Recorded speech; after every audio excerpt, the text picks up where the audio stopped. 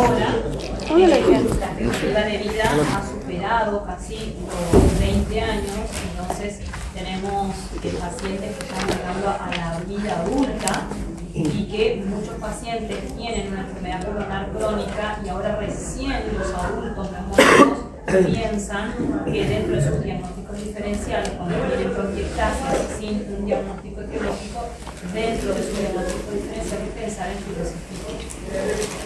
Pero sabemos que la fibrocística cuando aparece es una enfermedad genética congénita que aparece desde el nacimiento. Bueno, es muy importante entonces hacer un diagnóstico rápido, precoz de la fibrocística porque eso va a mejorar la expectativa de vida y también saber cuál es la fisiopatología y en base a eso prevenir las exacerbaciones de esta enfermedad pulmonar, de esta enfermedad crónica. Utilizar también una sospecha, alta sospecha diagnóstica que es a partir de la pesquisa neonatal, el FAPE que conocen, ¿sí? Y la derivación, una vez que se hace el diagnóstico, a un centro especializado para que se pueda tener una visión multidisciplinaria de esta enfermedad que no solamente afecta al pulmón. Entonces, por definición, es la enfermedad multisistémica más frecuente de la raza blanca, genética, crónica y de mal pronóstico, ¿sí? ¿Por qué es multisistémica? Porque provoca la disfunción de todos los órganos que tienen glándulas de secreción exócrina.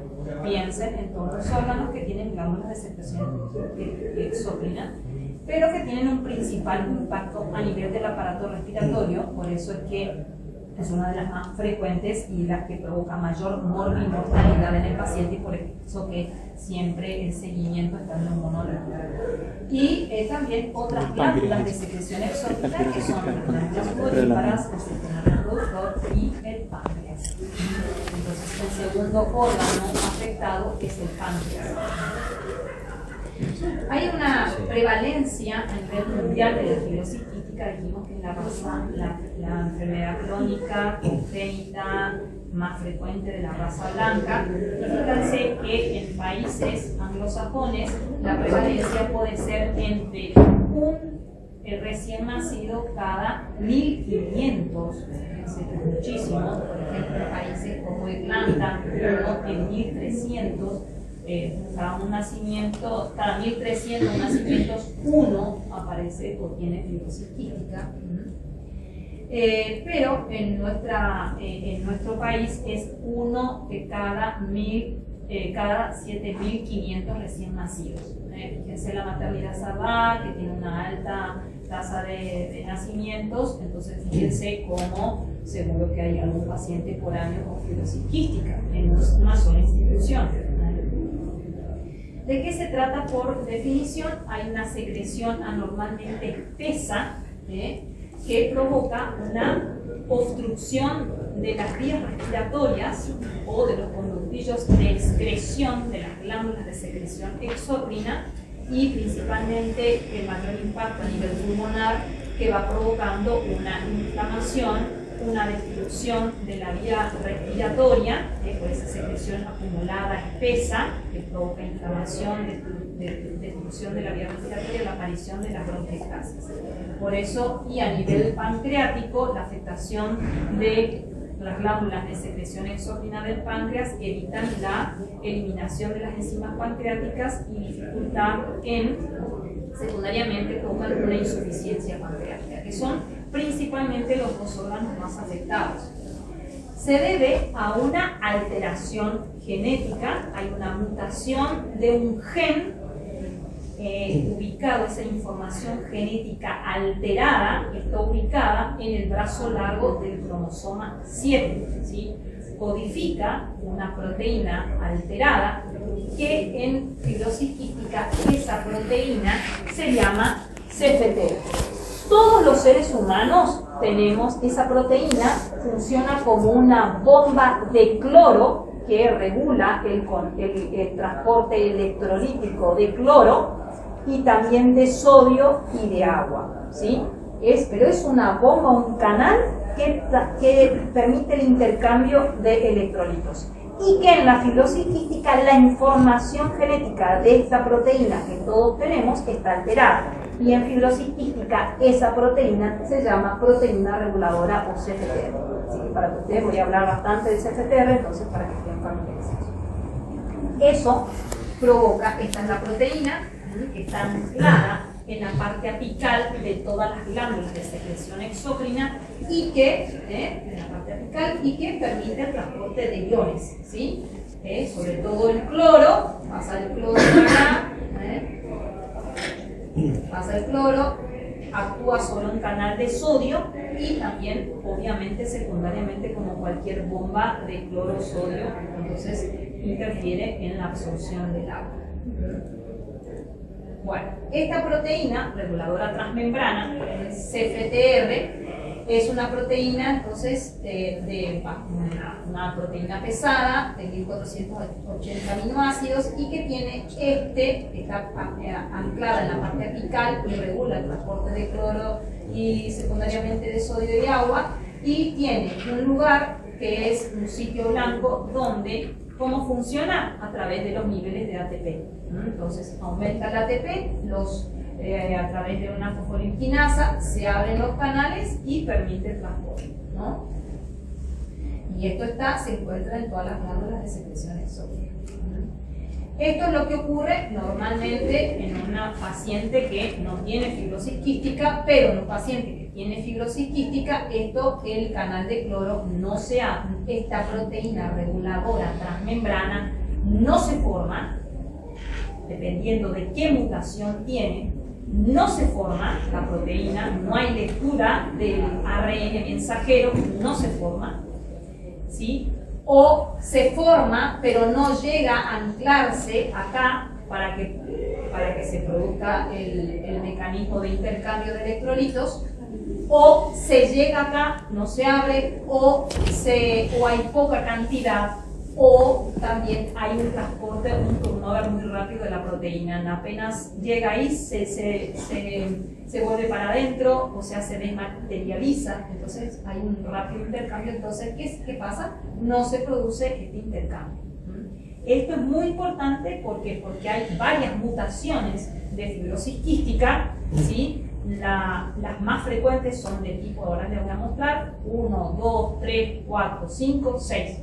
Y dependiendo entonces del estado de proteínas. Las de tipo 1 no se forma la proteína y las de tipo 5 hay este turnover muy frecuente. Entonces, en definitiva, hay un mal transporte de electrolitos. Y eso es toda la consecuencia fisiopatológica de la enfermedad. ¿Qué pasa? En la fibrosis quística, que no podemos, no se produce una reabsorción, no se produce la apertura del canal, porque no hay, o bueno, dependiendo de mutación, no se abre el canal, no se puede eliminar cloro, se retiene dentro de la célula el cloro. Entonces esto interfiere en esta proteína que se llama ENAC y secundariamente también no se produce la eliminación de sodio fuera de la célula y por lo tanto la acumulación de sodio dentro de la célula, ¿qué pasa? Reabsorbe agua.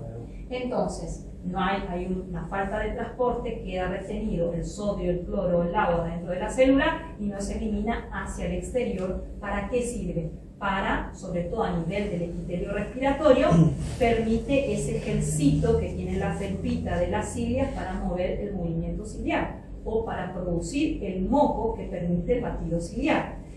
Y esto hace que las secreciones sean espesas, viscosas y van taponando la vía respiratoria. Eso porque toda el agua se queda adentro. Exactamente, porque no hay reabsorción, hay mala reabsorción, hay una retención de cloro, de sodio y el agua, como cualquier bomba de sodio, cloro que usted conoce. Perdón, no entiendo qué tiene que ver el ENAC ahí con el CFTR. El CFTR, ¿por qué? Porque depende del funcionamiento de cloro. El CFTR actúa sobre el ENAC, también interfiere en la reabsorción del sodio. No es que si yo tengo, no es que el ENAC dice, bueno, total que me importa, este funciona mal, yo sigo transportando. No, acuérdense que siempre el cloro y sodio por los iones, si yo no tengo una buena reabsorción de cloro, también voy a tener una buena reabsorción de sodio, ¿sí? Y secundariamente la actividad. Eso como fisiología. Bueno, entonces, este defecto genético hace que el CFTR esté alterado. Entonces, ¿qué pasa? Hay una falta de secreción hacia afuera del cloro y reabsorción de agua y sodio alterada. Entonces, ¿qué provoca? Depresión del líquido periciliar que baña el epitelio cilíndrico ciliado semi-estratificado. Esa es pregunta de primer año. Y entonces aumenta la viscosidad del moco, provoca una obstrucción de la vía respiratoria por ese moco acumulado, ¿sí? Y esto provoca una inflamación y una infección, sobre todo de gérmenes oportunistas como la pseudomonas, y se establece un círculo vicioso de inflamación, infección, destrucción, ¿sí? La lesión de la vía aérea, las bronquiectasias, y la causa más importante de muerte sigue siendo el fallo respiratorio en este paciente con insuficiencia respiratoria crónica, digamos. Bueno, entonces, es una enfermedad autosómica recesiva. Esto no hace falta que lo explique, ¿no? Que es recesivo y eso no. Bueno, el gen responsable está localizado en el brazo largo de cromosoma 7. La incidencia en la población caucásica, fíjense, 1 en 3.200, en Argentina 1 en 6.000, 7.500 nacidos vivos, y la prevalencia de portadores 1 en 40. Fíjense, en una sala de 40 personas puede haber algún paciente que sea portador sano, ¿sí? Que tenga la información genética, ¿sí? Y la posibilidad de tener un hijo enfermo es 1 en 4 para aquellos pacientes siendo homocigotas, y la mutación más frecuente es delta F508, casi el 70% de la población mundial. La mutación del CFTR corresponde a mutación de grado 2, delta F508, ¿sí? Hay otras mutaciones que producen fibrosis quística, pero están menos del 10%, G542, G552, N1303K. Algunas de estas se las encuentra cuando le hacen un estudio molecular, pero esta siempre puede estar en homocigota, es decir, ambos padres tienen la misma información, o ser heterocigotas, un papá, la mamá tiene un gen y el papá tiene otro, que ambos codifican para la enfermedad y son heterocigotos, ¿no? Por ejemplo, delta F508 o G542 aquí van a tener un hijo con fibrosis quística. Entonces, de esto se trata, ¿no? Son los padres en general. Si uno es enfermo de fibrosis quística, yo tengo que estudiar a mi pareja. ¿Por qué? Porque tengo altas posibilidades que si mi pareja tiene la información genética y yo ya soy enfermo, obviamente voy a altas posibilidades de tener un hijo enfermo. La idea es tener un consejo genético porque sabemos que es una enfermedad crónica grave de mal pronóstico. Entonces, si tienen los padres no están afectados, son portadores sanos, entonces pueden tener un hijo no enfermo, no tiene ningún tipo de información genética, pueden tener un gen, o si es homocigota o un delta F508 y el otro no, en el otro alelo no, entonces puede ser portador sano, ¿sí? O tiene los dos alelos están afectados, entonces obviamente tengo un paciente con fibrosis quística. Esto no es que disminuye con los embarazos, ¿sí? Si yo tengo un hijo con fibrosis quística, diagnosticado con fibrosis quística, bueno, sé que las consecuencias siguientes no puede ser que tenga en este siguiente embarazo otro paciente y otro paciente, otro hijo. Entonces, por eso es muy importante el consejo genético, la decisión de la familia de tener otro hijo. Pero hemos tenido pacientes que, bueno, que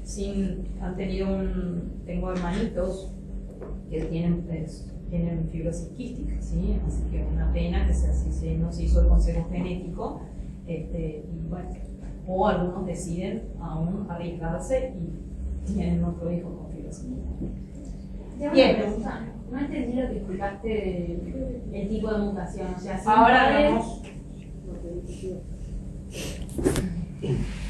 Bien, esto es muy importante, ¿sí? Sabemos CFTR alterado produce fibrosis quística, pero tenemos varias mutaciones, existen casi 2.500 mutaciones que pueden producir fibrosis quística. Dentro de esas 2500, la más frecuente que produce, la que encontramos, es delta F508.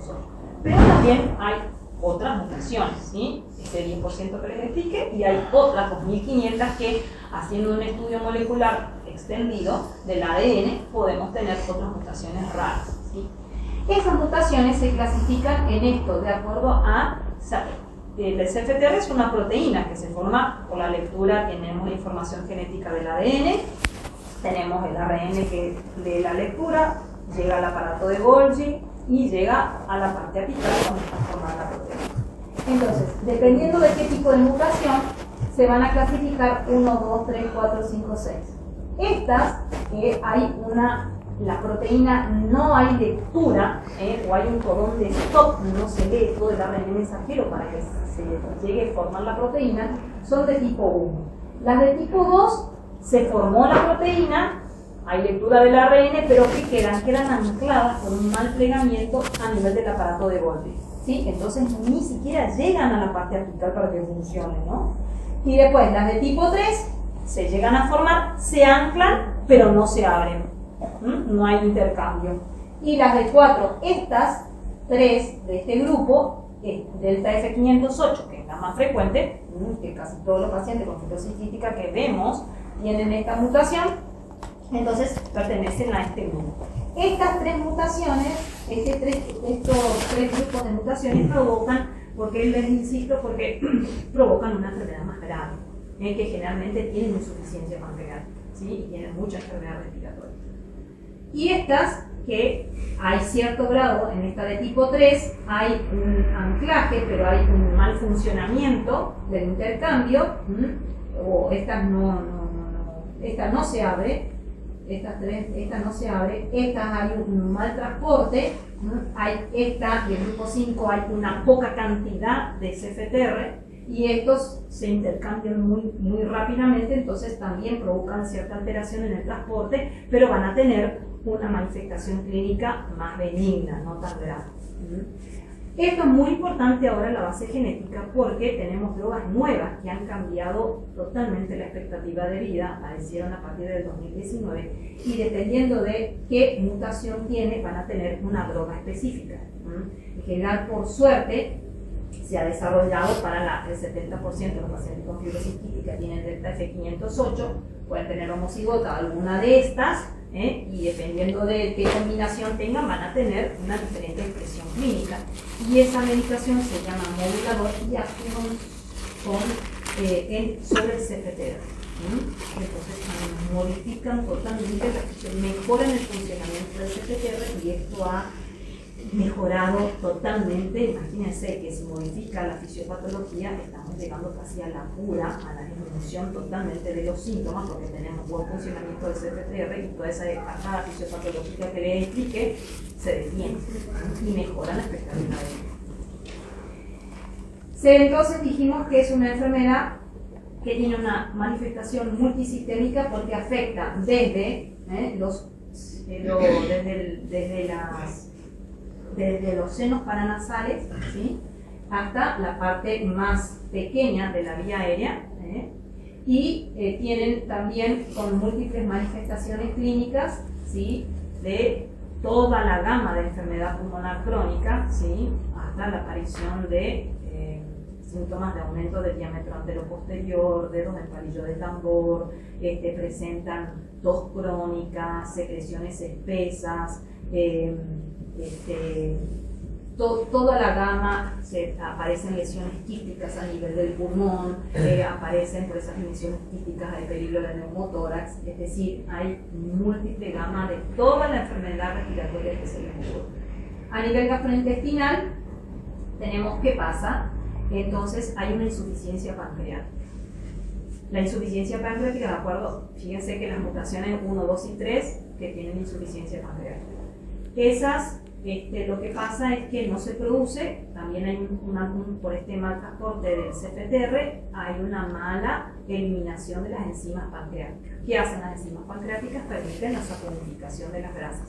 Si no puedo saponificar las grasas, no absorbo los alimentos. Entonces, ¿en qué se traduce eso clínicamente? En deposiciones que son malabsortivas, explosivas, pastosas, aceitosas, alcohólicas, ¿sí? Que son características y malolientes características de la enfermedad. Todas estas características, que las voy a volver a remarcar, y nosotros preguntamos con paciente y cuál es la consecuencia, que es, si no se absorbe, un síndrome mal absortivo, cuál es la consecuencia, la desnutrición, ¿sí? Y el crecimiento como estatura retrasado. A nivel en los adultos también hay, y en los niños pequeños, también la presencia de ilio meconiano. Todo paciente que ustedes cuando roden en aneo o en algún lugar periférico nace un niño con ilio meconiano, un 50% de posibilidad que es un paciente con fibrosis quística. Entonces, todo ilio meconiano tiene que descartarse la fibrosis quística. Y en el adulto, el ilio meconial es el síndrome de obstrucción intestinal distal. ¿Por qué? Porque en el intestino también tenemos vellosidades, también hay CFTR, también funciona como una glándula de secreción exógena. Entonces hay una desecación de las vellosidades y eso hace que sean muy fácilmente tengan síndromes suboclusivos. ¿Por qué? Por la desecación de la materia fecal. Entonces puedan tener síntomas de abdomen agudo clínico o quirúrgico a veces, ¿sí? Por esa obstrucción, por la impactación del moco y la falta de lubricación y provocan obstrucción intestinal. Pero en general los pacientes se caracterizan más por tener deposiciones frecuentes, estatorreicas, ¿sí? Alcohólicas, malolientes, brillantes, que son muy características de la fibrosis. Una pregunta. Sí. En el caso de la obstrucción intestinal, o sea, ¿es frecuente que sea los tipos 1, 2 y 3 en este caso? No, cualquiera puede tener eso. En general no es un síntoma frecuente, pero puede aparecer. Lo más frecuente, si es 1, 2 y 3, tiene insuficiencia pancreática y no ocurre esto. Ocurre que tenga deposiciones estatorreicas, porque tiene insuficiencia pancreática.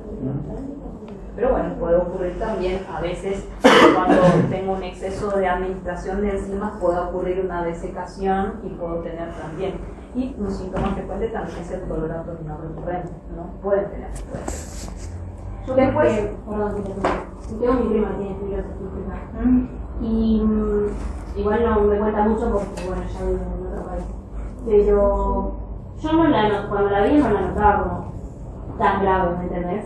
No, entonces, porque hace tratamiento. No sé si hace tratamiento porque es carísimo, entonces sabía pero que no, era pero segura que tiene, hay una asociación en Estados Unidos, que está la Asociación de Fibrosis Quística, una fundación que atiende a los pacientes, ¿no? Sí, pero fue que no le daban mucha atención.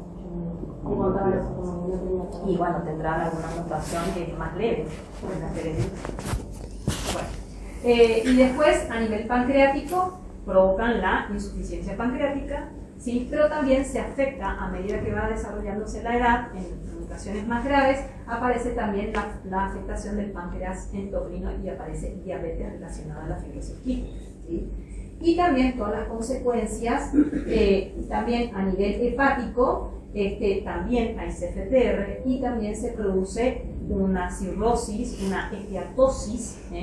Todos los pacientes adultos en general, si uno le hace las biopsias, los pacientes que han fallecido por fibrosis quística tienen cierto grado de esteatosis. Y también hay algunos que manifiestan como primer síntoma la cirrosis biliar multifocal, ¿sí? Es un diagnóstico diferencial.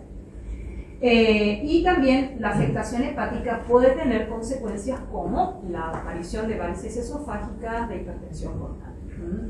Colestasis, también estos pacientes tienen más frecuentemente colestasis, mayor índice de barro biliar, de una vesícula más pequeña, contraída y con más posibilidad de hacer cálculos biliares.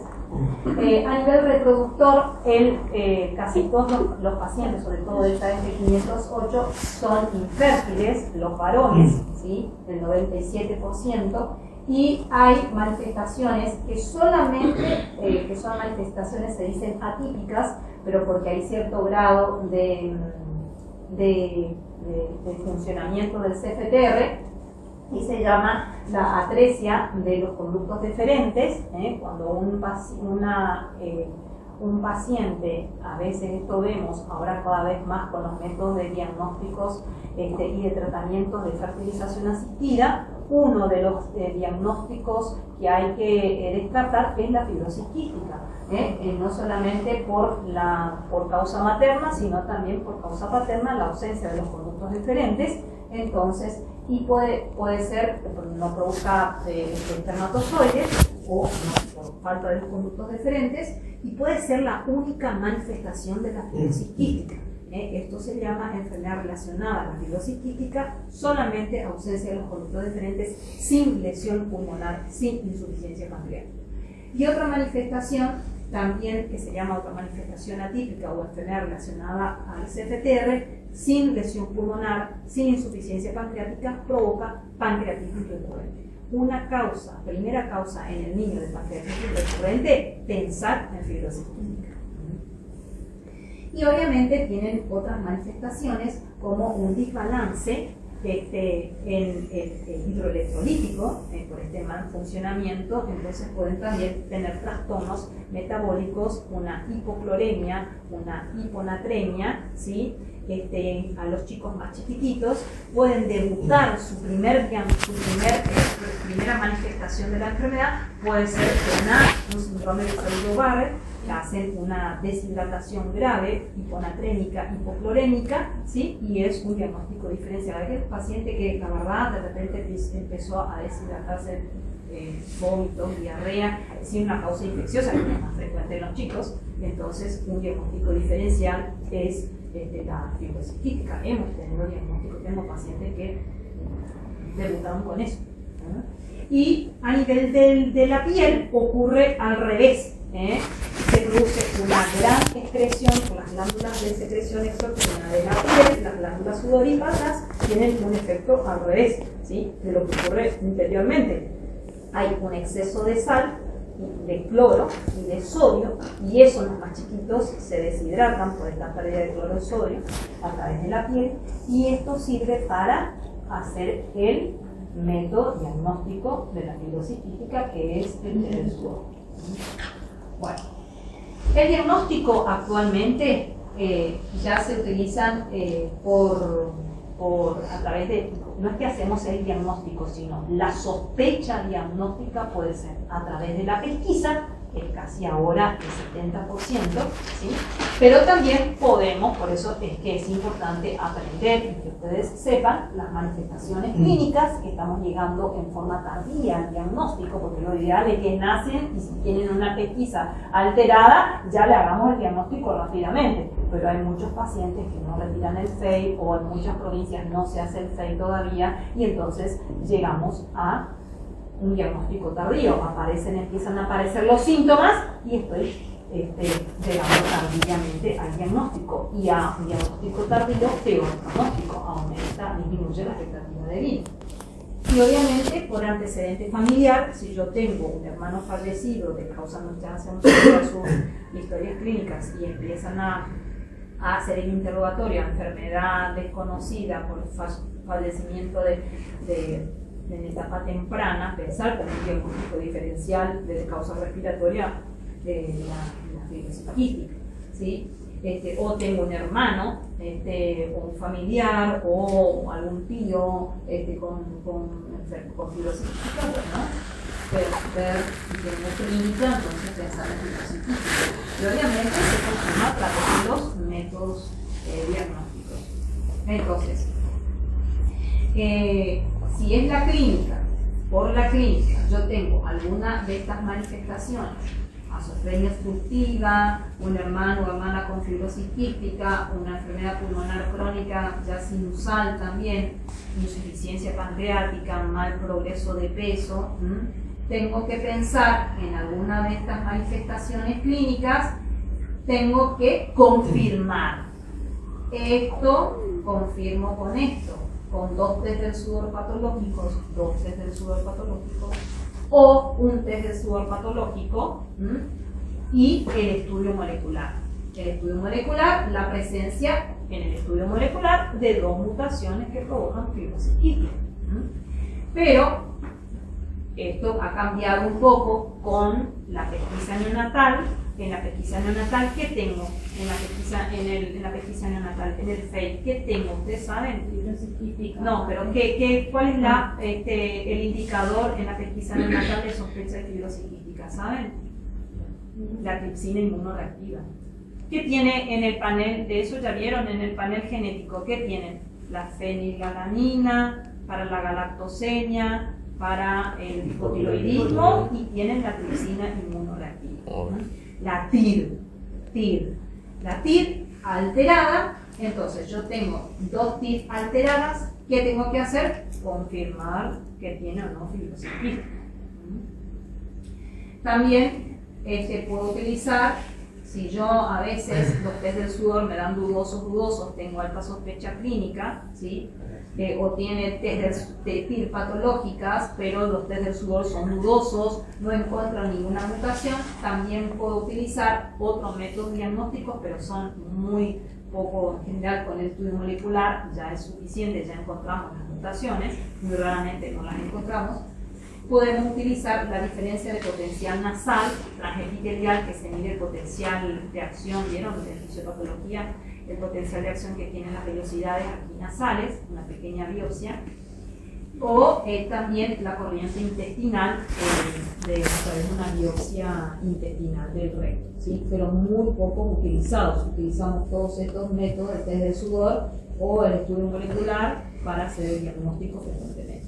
Entonces, la clínica, si yo ya estoy llegando tarde, no tengo TIR, no lo buscó, se perdió, que lo frecuente, no se lo hicieron, en el peor de los casos, entonces, ¿qué pasa? Y tengo clínica, confirmo con test del sudor y además, en la actualidad, es necesario el estudio molecular. ¿Por qué? Para ver si califica alguna de las drogas nuevas que han modificado la expectativa de vida del paciente, que son los moduladores. Entonces, test del sudor confirma el diagnóstico. ¿Cuáles son los valores del test del sudor? Bien hechos. Son cloro y sodio igual o mayor de 60. Cloro y sodio mayor de 60. ¿Sí? Si yo tengo 30, 59, ¿qué es? No, dudoso. Dudoso. Entonces, ¿qué tengo que hacer? Repetir.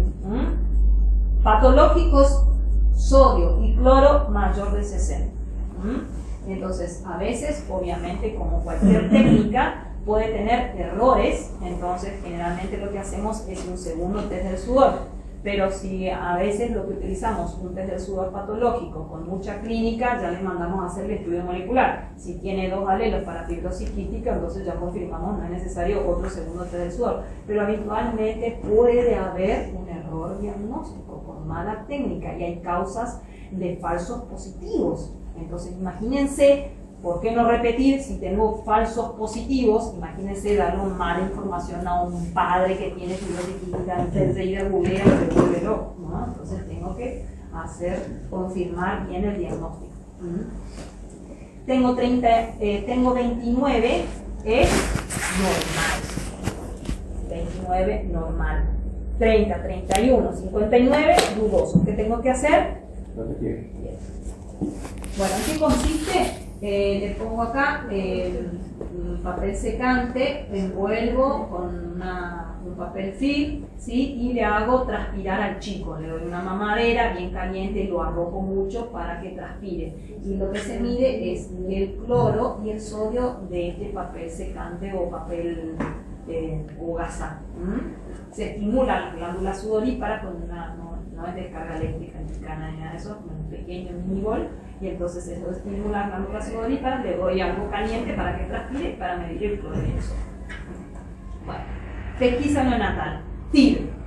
¿Hago el diagnóstico? No, sospecha. Entonces, imagínense por una pequeña prueba de taloncito hecha a las 24 horas de nacimiento y a todos los bebés para hacer los diagnósticos de los errores congénitos. Entonces, imagínense rápidamente si tengo un paciente TIR positiva, ¿qué tengo que hacer? Podemos tener estrategias. Repetir la tripsina inmunoreactiva, o sea, otra TIR. Siempre la TIR se repite antes del mes de vida, porque después caen los niveles de esa proteína y entonces puedo tener una TIR que pueda ser, puede ser positiva, ¿sí?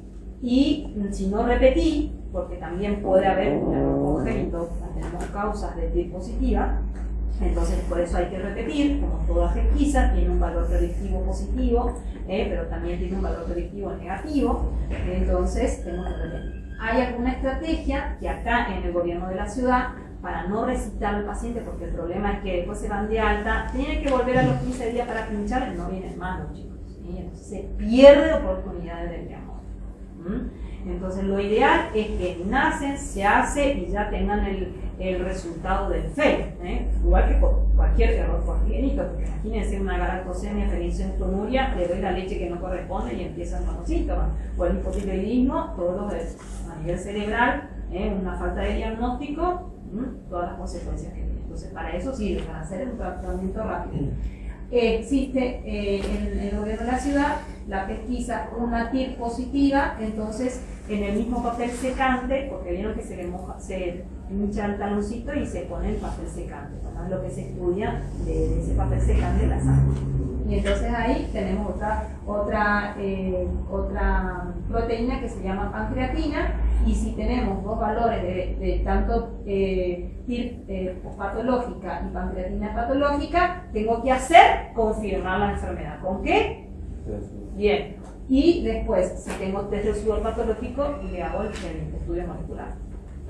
Acá en general, fuera del gobierno de la ciudad, lo que hacemos es TIR-TIR, y si es TIR patológica, entonces después hay que confirmar la enfermedad con la prueba del sudor, y si la TIR-TIR es, obviamente es dos TIR negativas, no tiene fibrosis quística, o si tiene una TIR patológica, y después le vuelvo a repetir, antes de los 15 días, porque puede ser que esté en descenso y tenga valores bajos, y eso no significa que tenga fibrosis quística, entonces recito al paciente antes de los 2 meses y le puedo hacer la prueba del sudor, si confirma, o también le puedo hacer el estudio molecular. En general, hacemos primero la prueba del sudor. ¿Por qué? Porque el estudio molecular es más difícil la posibilidad de hacerlo. Hay muy pocos lugares que se hacen. Tengo una pregunta. Sí. Si el FEI tarda como 3 semanas, más o menos, el resultado. No, cuando es patológico rápidamente lo llaman al paciente. Okay. Es en el mejor de los casos, pero después ¿Y para ahí por qué tardan 3 semanas en darte resultados? Sí, no sé por qué. Si ya tienen como los resultados. No sé por qué. Hay algunos lugares en el periférico, sabemos que el AMBA parece que no existe la medicina. Entonces generalmente no le dan los resultados, los pacientes no vuelven o pierden el celular, se los llama, bueno, todo es por una condición social, pero la idea es que antes de los 15 días de vida, hay TIR patológica, hay que recetar al paciente, porque si no los valores de TIR se disminuyen, no se dan falsos negativos. ¿Sí? Bueno, entonces, ¿cuál es el valor? En algunos lugares por arriba de 60, en otros lugares por arriba de 70, pero por arriba de 60 sabemos que hay estas posibilidades de que sea patológica la TIR, y tenemos alta sospecha de fibrosis quística y tenemos que derivar a los centros de referencia para confirmar el diagnóstico, ¿sí? Acá los 3 hospitales, yo trabajo en este hospital, me formé acá en el Garma y después trabajo acá a la mañana y después vengo acá, y bueno, en estos 3 lugares hacemos seguimiento y diagnóstico de lesiones antivirales. Bueno. Entonces, la sospecha vos la haces si haces las cosas como se debería hacer con el FEI, y si no hiciste el FEI con la clínica, ahí sí tenés tu sospecha, pero siempre se confirma con el test de sudor. Y el estudio molecular. El estudio molecular. Pero el estudio molecular, o sea, vos haces el test de sudor, si te da positivo, si bien puede haber falsos positivos y hay que repetirlo, ya con uno positivo vos ya le pedís el estudio molecular para saber qué tratamiento le tenés que hacer. Okay. Listo. Entendieron las clases, no hace falta anotar. Bueno, manifestaciones clínicas, como ahí también estas personas, o sea, los pacientes con fibrosis quística pueden tener antecedentes de amenaza de parto prematuro. ¿Por qué? Porque ¿a dónde hay más velocidades? Movimiento del embrión, a nivel de las trompas de falopio. Por eso las mujeres también tienen disminución de la fertilidad. ¿Por qué? Porque hay una dificultad en la implantación y en la migración del huevo. Entonces, además de la implantación, tienen antecedentes de amenaza de parto prematuro o también de dificultades en el embarazo. Entonces, por eso también se estudia fibrosis quística.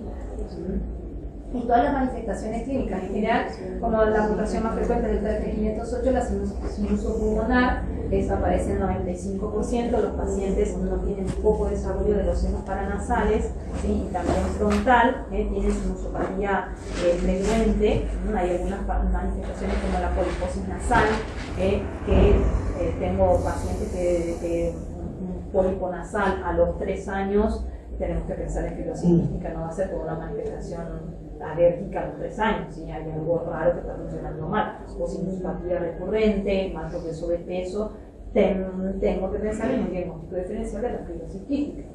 No todo paciente con sinusitis ahora todos van a tener fibrosis quística, no. Que ver. Síndrome de pérdida visual, anomalía del tracto vasocráneo obstructiva y la antecedente histórico familiar, que estas son como las manifestaciones más frecuentes que me obligan a pensar cuando el diagnóstico está bien. El hilo meconial, ya les dije, y los chicos que tienen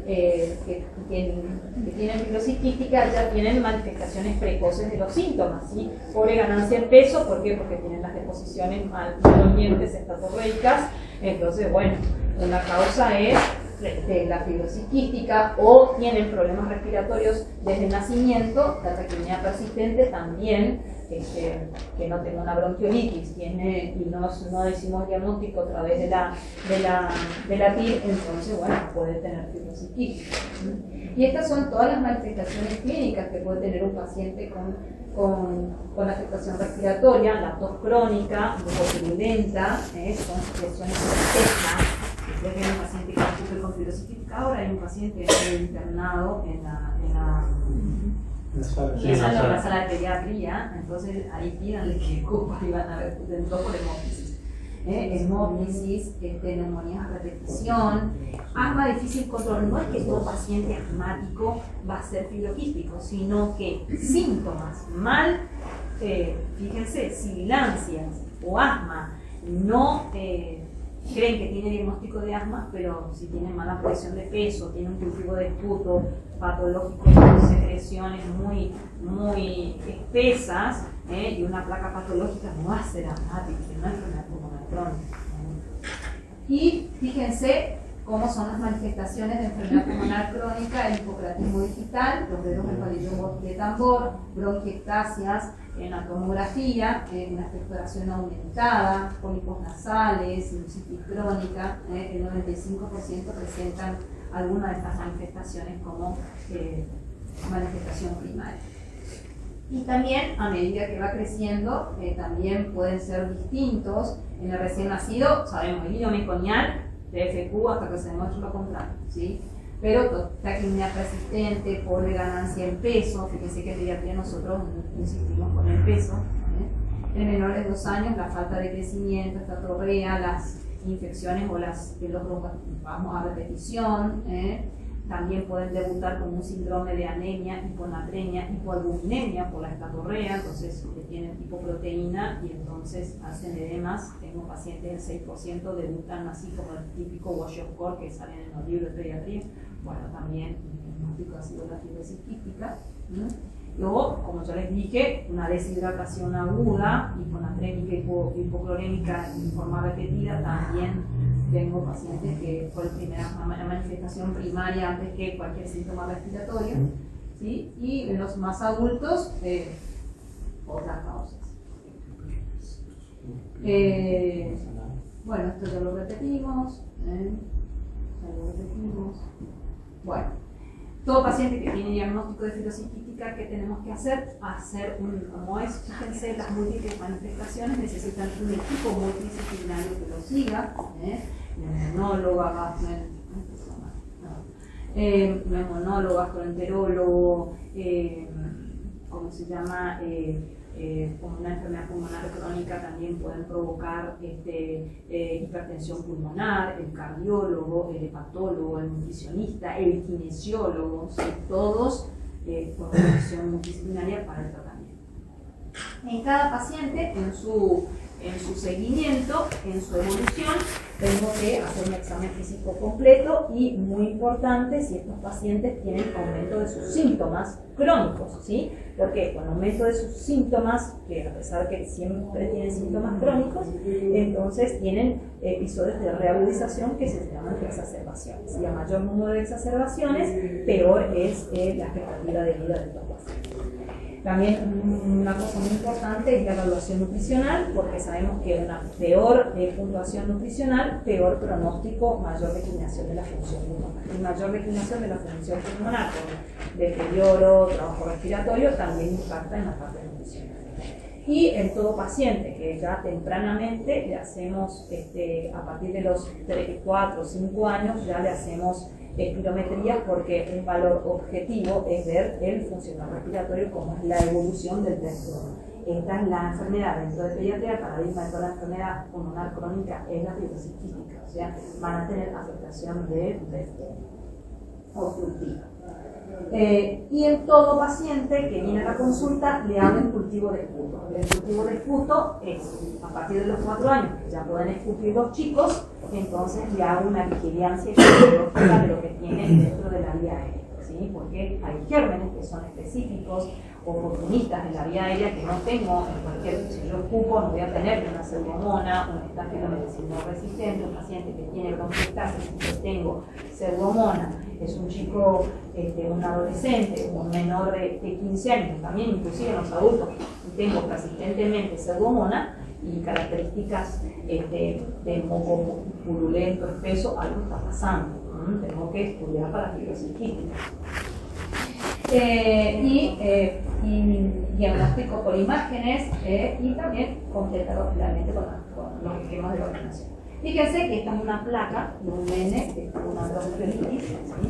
Y que después hizo episodios recurrentes de infecciones de la pata y terminó con fíjense. Entonces, lo más característico, como es una enfermedad obstructiva, ¿qué pasa? Hay una hiperinsuflación, es lo que se llama tratamiento aéreo, pero el término correcto es hiperinsuflación, descenso del diafragma, ¿sí? Hay un aumento en el espacio intercostal. ¿Por qué? Porque como hay una obstrucción dentro, puede entrar el aire, pero no puede salir por el taponamiento de moco, entonces empieza a hiperinsuflar. Y vemos esto ya con estas imágenes radiolúcidas de mucha impactación de moco, y esta es una tomografía de un paciente con fibrosis quística grave, ¿no? Estos agujeros que vemos acá son las que bronquiectasias, ¿sí? Son dilataciones de la vía aérea. Las bronquiectasias aparecen así, primero chiquititas, el famoso signo del anillo de sello, donde está siempre la vía aérea está acompañada de un vaso. Entonces, cuando el diámetro interno del bronquio, que es que tiene la luz negra, ¿sí? Que sería la argollita, es más grande que el diámetro externo de la perlita, entonces, ¿qué pasa? Tengo el diagnóstico de bronquiectasia. Entonces, pero estas bronquiectasias pueden ser quísticas, una lesión extrema, arrozaleadas, en vías de tren. Entonces, como dijimos, es una enfermedad pulmonar crónica que cursa con periodos de exacerbación. Esos periodos de exacerbación es lo que tenemos que tratar de evitarlo. ¿Por qué? Porque provocan declinación de la función pulmonar, disminución de la expectativa de vida. El paciente entonces en su estado basal puede tener un incremento de la tos, generalmente se manifiestan las exacerbaciones, a pesar de que tienen tos con enfermedad pulmonar crónica, aumentan sus síntomas habituales, su estado empeora su estado basal, ¿sí? Entonces aumenta la tos, aumenta el moco, se vuelven más verdes, más virulentos, más espesos, ¿sí? O pueden tener pérdida de peso, que tienen más dificultad respiratoria, raramente tienen fiebre, malestar general, cambios en la ocultación, ¿sí? Y puede ser que los pacientes tengan una caída abrupta, una exacerbación grave, tengan una caída más del 10% de su saturometría. Entonces, ¿qué pasa? Los tengo que internar. A veces las exacerbaciones pueden ser leves y otras exacerbaciones son graves que necesitan la internación del paciente. Y a veces son exacerbaciones leves que los puedo tratar en casa. Pero lo más importante es detectar cuáles son los síntomas poco habituales para definir qué es una exacerbación. En general, cuanto más objetivo es mejor. Los mayores de 5 años que ya rápidamente los entrenamos para hacer espirometrías, porque una caída del funcional respiratorio más de un 10% de su estado basal me indica que es una exacerbación. Y entonces tengo que instaurar rápidamente el tratamiento. ¿Para qué? Porque a mayor número de exacerbaciones, vuelvo a repetir, y hay a veces un grupo de pacientes que por más que yo trate la exacerbación internándolo porque ya sea grave o en la casa intensificando sus tratamientos habituales, se van posicionando en un escalón cada vez más bajo, no alcanzan su estado basal. Porque el objetivo siempre es el tratamiento para que vuelvan a retornar su mejor estado basal, o superar o alcanzar. Entonces, instauro una terapia agresiva para que vuelvan a estar acá o superar, no acá. Pero hay un grupo de pacientes que por más que yo haga esto, toda la terapia, quedan acá en este escalón y se van posicionando cada vez más abajo y eso empeora. Entonces, esto es muy importante.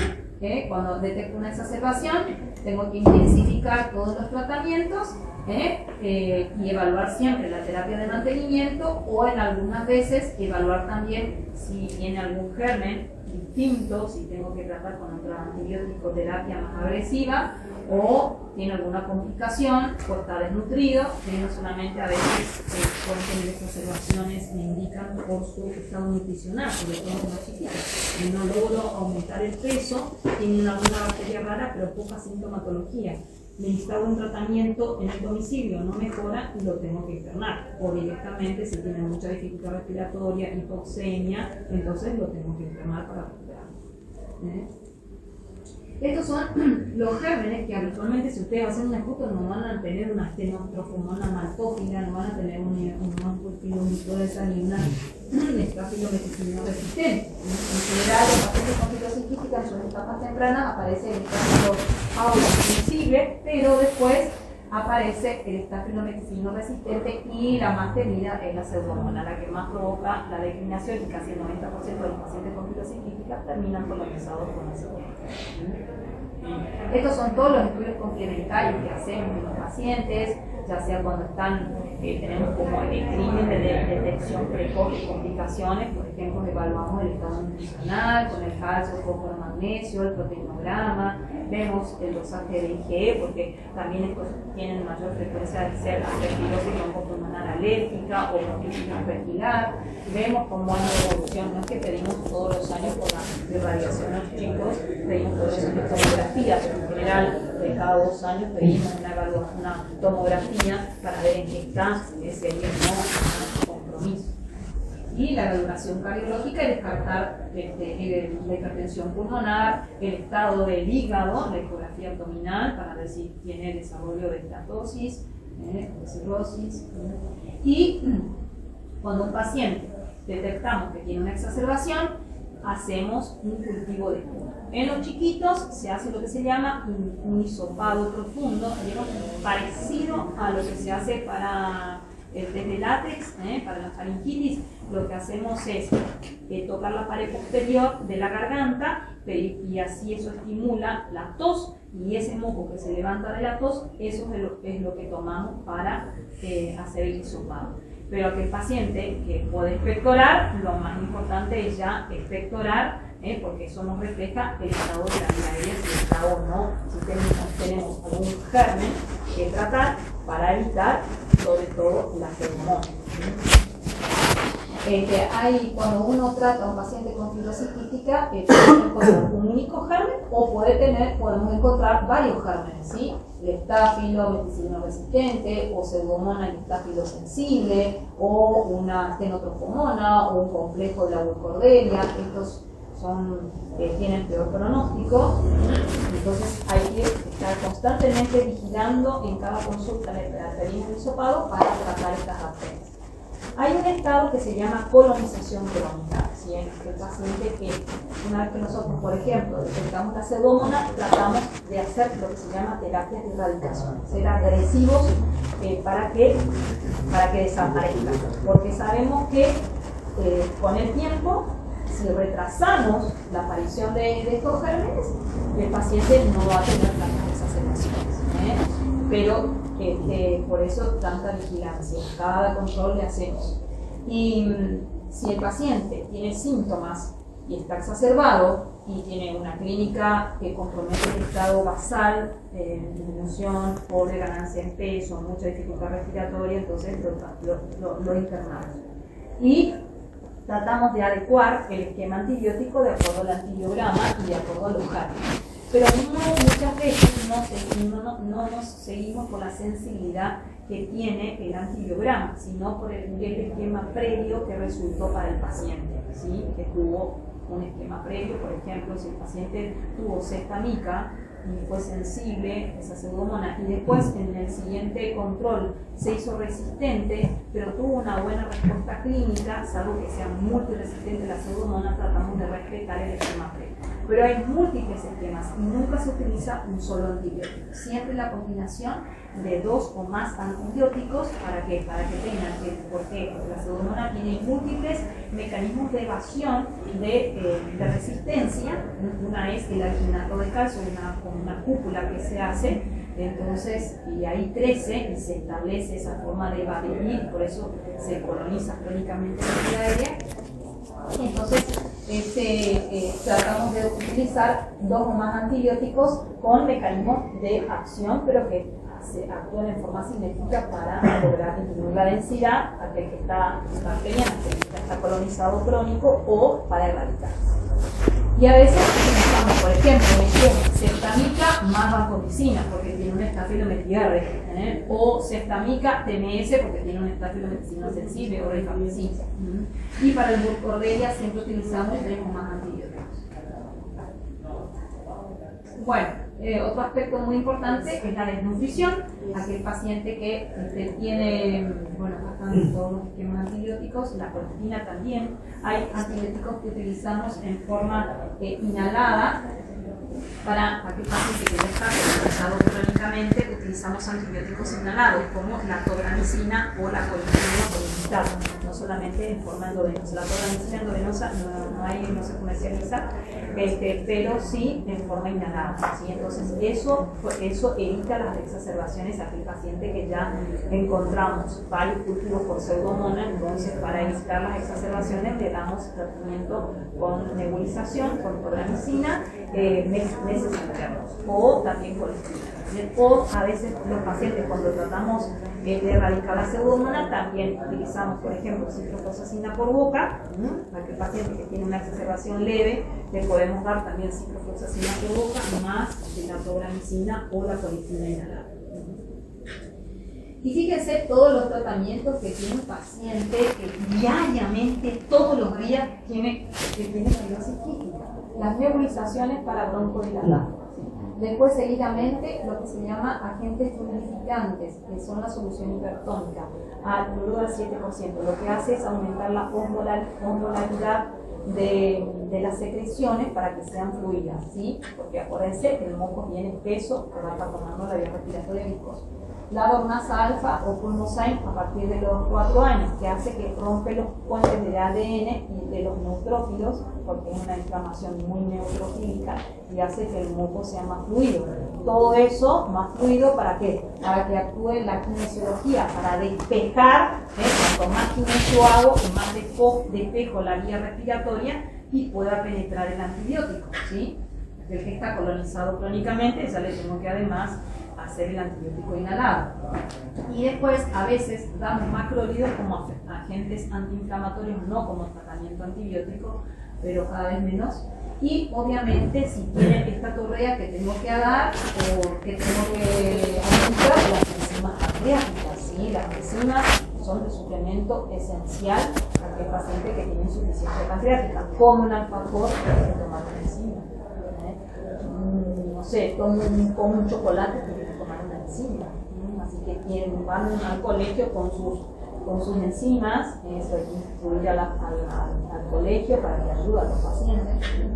Y aquel que tiene muchos problemas para aumentar de peso, también generalmente utilizo leche con alto concentro de proteica y todas en el caso de vitaminas liposolubles, ¿sí? Vitamina A, D, E, K, ¿sí? ¿Por qué? Por la insuficiencia pancreática. Y ácido fólico y hierro. Todo esto diariamente desde que hasta que se muere.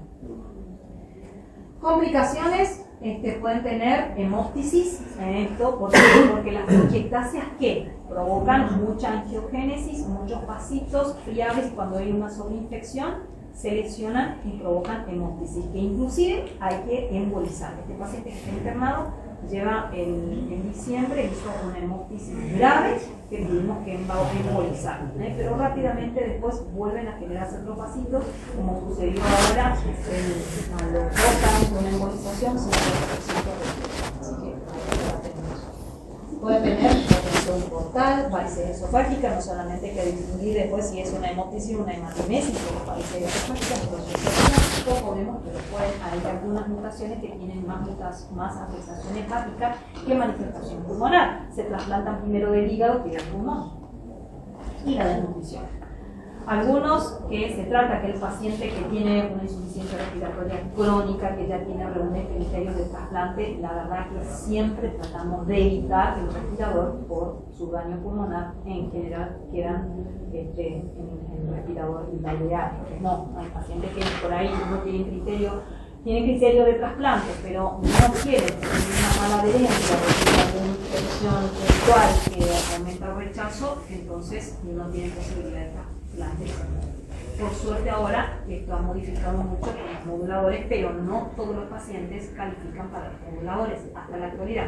Hay muchos avances para la terapia definitiva que cubre a estos pacientes, ya a nivel génico también, pero todavía hasta ahora tenemos los moduladores para los moduladores. Y se evita el respirador, pero un paciente que reciente diagnóstico tiene una bronquiolitis y bueno, va al respirador, puede subir, pero que tiene daño pulmonar crónico es difícil. Bueno, y esta es toda la cascada fisiopatológica. Hay pacientes que hasta ahora se trasplantan, hay pacientes que, bueno, lastimosamente llegaron tarde para los moduladores o no califican para moduladores, y entonces, bueno, la última opción es el trasplante, ¿sí? ¿El trasplante cura? No, con el tiempo después vuelven a desarrollar la enfermedad. Pero tiene una sobrevida de un 50%, pero es cambiar una enfermedad por otra trasplante, con todas las morbilidades que tiene un trasplante, rechazo, infecciones. ¿Y si es de la grave no trata tampoco la insuficiencia pancreática? La insuficiencia, el trasplante hepático sí tiene mejor pronóstico, pero en general los pacientes, salvo que tienen una hipertensión portal, entran, tienen una insuficiencia hepática grave que tiene criterio, los trasplantos, si no, no hace falta. Y bueno, fíjense que a medida de todos estos tratamientos que les he explicado, y por suerte a partir del 2014 es la era de los moduladores que van cambiando todo. Tengo pacientes que en el 2019 aparecen en Argentina.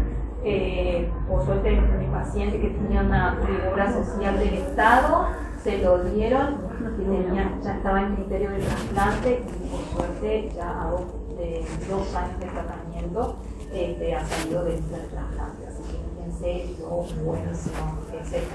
Tengo un paciente que no califica, pero tiene un destino del 10% y lastimosamente no se quiere trasplantar. Ahí le pusimos posterior el modulador, pero no cambia nada porque sabemos que actúa, dependiendo, actúa sobre el CTT. Su mutación no califica y lastimosamente se lo pusimos. Vamos a ver qué pasa, pero la verdad que no ha modificado su historia, pero no se quiere trasplantar y es una decisión personal. Una pregunta, todo lo anterior. Todo lo anterior, ¿qué es todo lo anterior? Pero esto es fundamental. Hasta ahora todavía no hemos, a pesar de los moduladores, no pudimos simplificar todavía los tratamientos. Es una droga más que le damos al paciente. Claro, famosamente. lo de la diapo anterior se suma a todo lo que habíamos dicho antes. Pero ¿qué elijo de esto? Todo. Como todo. Todo. La obstrucción bronquial, el drenaje con los mucolíticos, la dornasa y la hipertónica. O la hipertónica, ¿sí? Después acá está el CFTR, que son la triple terapia, a nivel del CFTR, dependiendo si califica o no. Sí. La infección a través de antibióticos. Sí, lo vimos. La citromicina cada vez se usa menos. Los corticoides y ibuprofeno no, porque tienen muchos efectos adversos y no ha modificado, no ha postergado ningún tipo de erradicación y exacerbación o nada. Y si tiene una lesión crónica que lleva a la insuficiencia respiratoria crónica,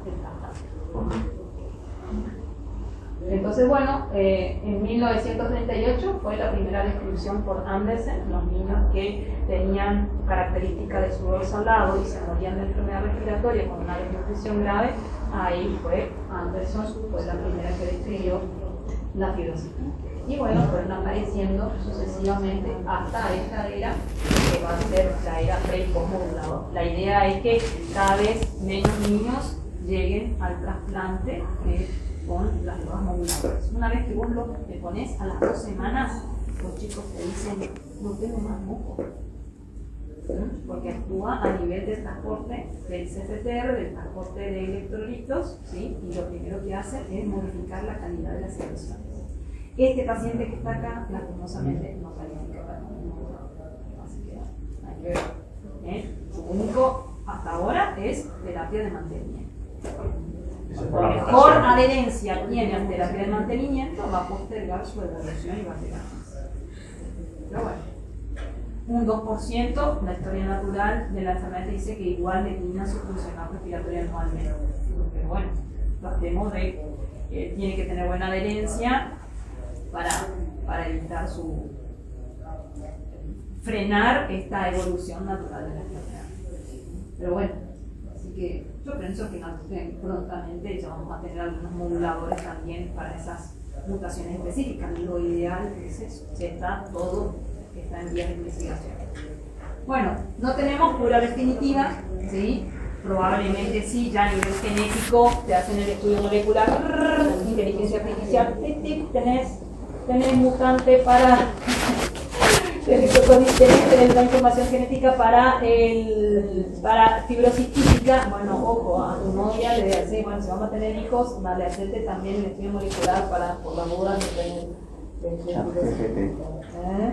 Así que bueno, nuevos tratamientos, se necesitan entender mejor el desarrollo de la enfermedad temprana y obviamente todo esto un diagnóstico precoz. Ustedes tienen en cada oportunidad, si van a ser pediatras, o preguntar el FEI, ¿cómo le dio el FEI? ¿Es normal? Miran el FEI.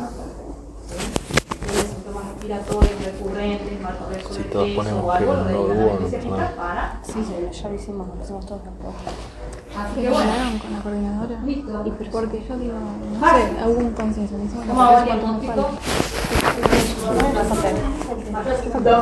Yo también, yo fue 4. Bien. No sé cuánto fue. ¿Cuál es la mutación más frecuente? Delta F, que es tipo... Delta F 508. Puede ser homo o heterosexual. Sí. Bien.